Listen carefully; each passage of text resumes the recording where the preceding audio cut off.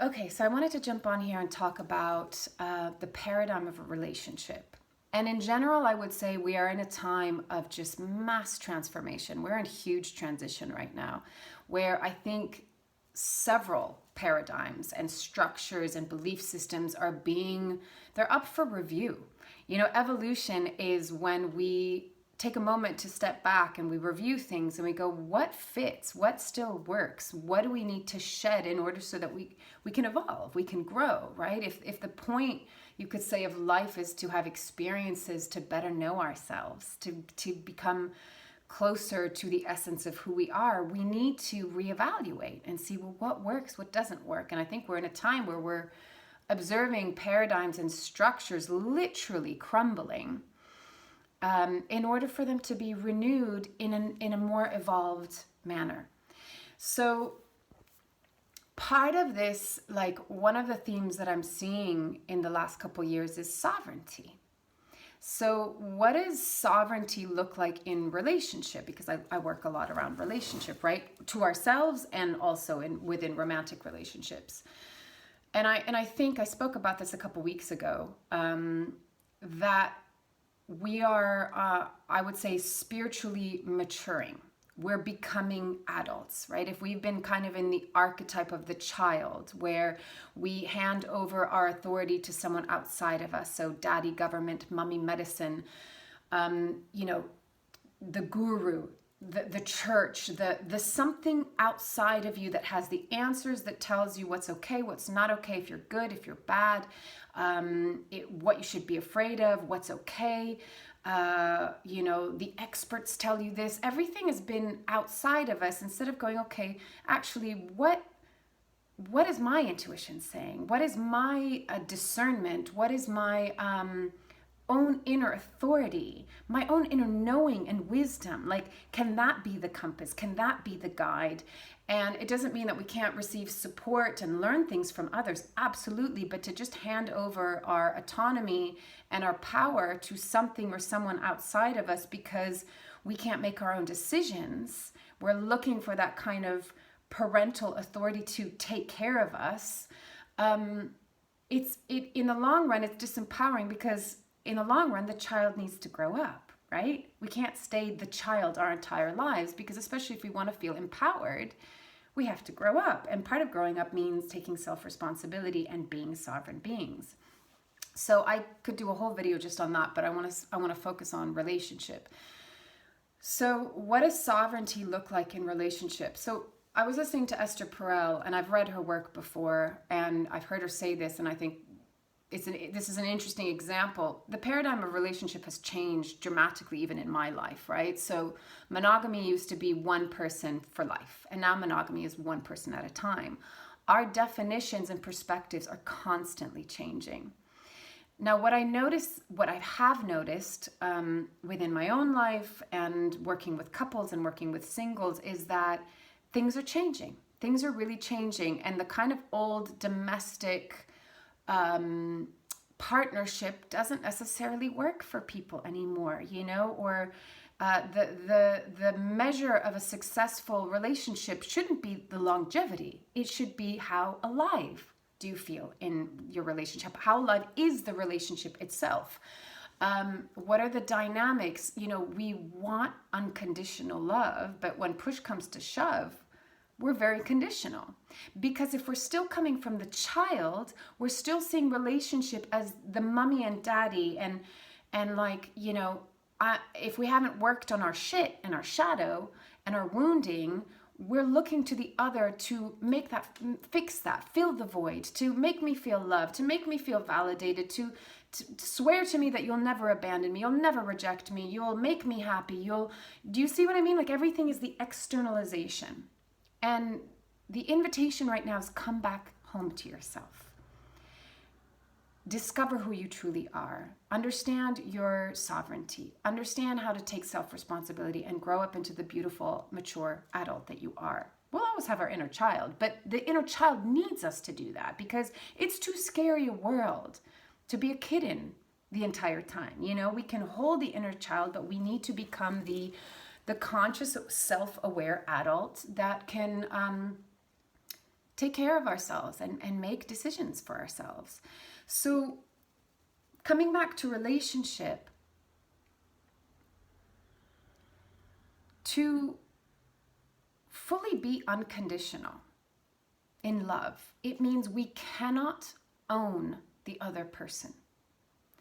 We cannot also expect them to do the work that we need to do within ourselves. They cannot be our father or our mother. They can be there to love us and support us through healing our own wounding, but the expectation that we have of a partner, and so much of it comes from a place of fear, right? If we get married, you'll never cheat on me because there's an ownership, right? You're mine, I'm yours. But look at the statistics. That's not true. The amount of infidelity, the rate of divorce, it doesn't mean anything, right? So we need to look at these kind of structures as this kind of elusive safety, right? Oh, government is meant to support me and keep me safe. Really? Is that true?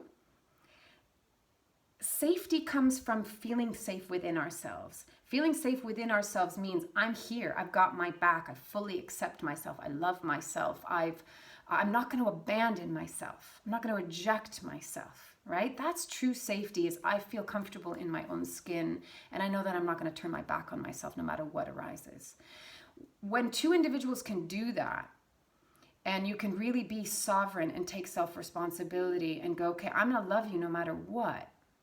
It doesn't mean you get walked on. You're not a doormat, right? That's not what I'm talking about here. What I'm talking about is I don't own you and you don't own me.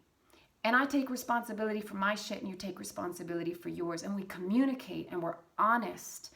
And we genuinely want the happiness and well-being of the other. It's generous love, not selfish love. I need you to feel safe. I need you to love me.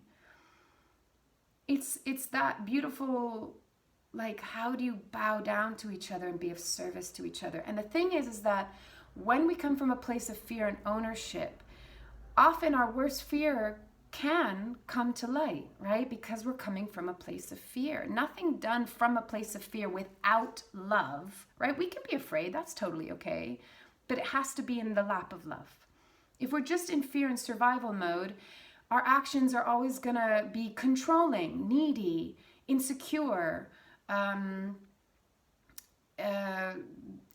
where the tension and the friction can arise, right? So when we're coming from a place of self-responsibility and a place of love, there's just so much more space. There's so much more possibility. There's so much more... the irony is you end up choosing each other. You end up choosing to be loyal. You end up choosing to be generous. It's not the ball and chain anymore, right? Because this isn't prison. Relationships shouldn't be prison. It shouldn't be domestic hell. It should be a choice to constantly keep the relationship alive and enlivened. So the invitation is to look at how can you show up and be sovereign, and how can you, what is unconditional love? What is that definition? What is the definition of relationship to you, for you? Does the old definition work? Are there still wounds that you have to process? Are there still triggers that you need to learn about? Are there still areas in which you need to take self-responsibility and heal and evolve and grow and mature into the adult that you are? And all of this done without any judgment. It's all like, take the hand of love and let love be the guide. You know, like gentle, kind, curious, playful. And sometimes along the way it's going to be painful. It's going to be scary. And it's going to be the unknown. And you're going to feel like you're stepping off the cliff into the abyss. But I think we're in a time where it's like we're ready for that, because being safe doesn't work anymore, because it was always an illusion, right? It was always an illusion. Allow yourself to redefine things, everything. Allow yourself to question. And if you meet that edge where you're like, this is fucking scary, great. Hold yourself. Don't abandon yourself. Allow yourself to be scared, but hold yourself with love and go, can we be curious enough to look beyond the comfort zone?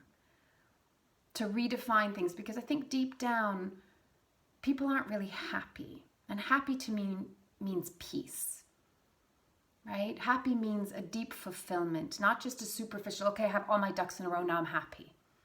How many people have all their ducks in a row and go, shit, this is not what I thought it was going to be. I'm not happy, right? We want to be enlivened.